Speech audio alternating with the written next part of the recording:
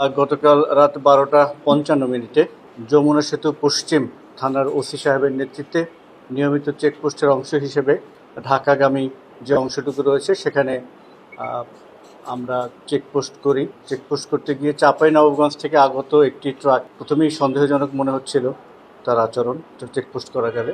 তো পরবর্তীতে তার কেবিনগুলোকে খোঁজা হয়। কেবিন খুঁজে আমাদের অভিযান পরিচালনাকারী দল সেখান থেকে 4 কেজি 330 গ্রাম হেরোইন, যেটি 2 রঙে বিভক্ত, সেটিকে উদ্ধার করে এবং এর সাথে 58 এমপুল নেশা জাতীয় ইঞ্জেকশন জাতীয় যে জিনিস এগুলো উদ্ধার করে। তো এর সাথে 2 জনকে অ্যারেস্ট করা হয়, একজন ড্রাইভার, আরেকজন, তার সাথে আরও একটি ছেলে ছিল। তো ড্রাইভার যে ওর নামে ইতিপূর্বে ঢাকা মেট্রোপলিটন দারুসালাম থানায় সম্ভবত একটি মামলা পেন্ডিং রয়েছে, মাদকদ্রব্য একটি মামলা পেন্ডিং রয়েছে।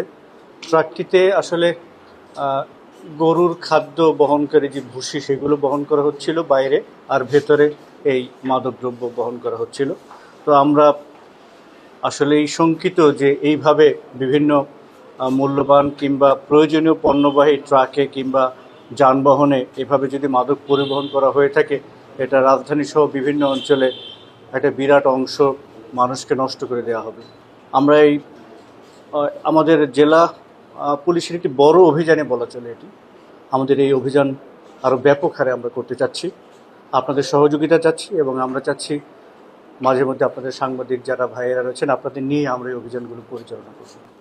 প্রথমত যে বিষয়টি, যে যানবাহনগুলো, এই যানবাহনে তো আসলে এই মাদক পরিবহন করার কথা না।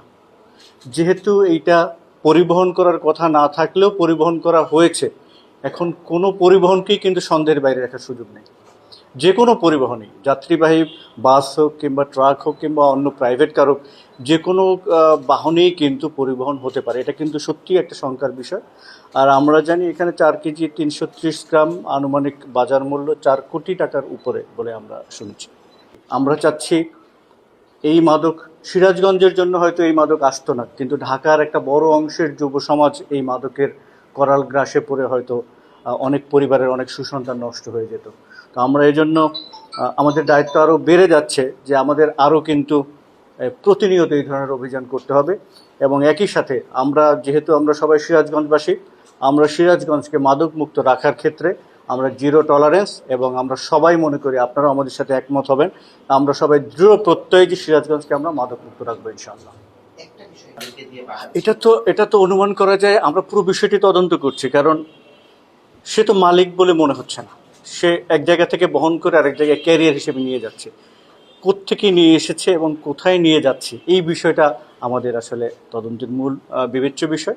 আমরা সেই লক্ষ্যে কাজ করেছি। আমাদের বেশ কয়েকটা টিম, সাইবার টিম থেকে শুরু করে অন্যান্য যে টিম রয়েছে, ডিবির গোয়েন্দা টিম রয়েছে, তারা এই লক্ষ্যে কাজ করছে এবং ওনাদের যে যমুনা সেতুর যে পশ্চিমের যে টিমটি অপারেশন করেছে তারাও তাদেরকে সহযোগিতা করছে।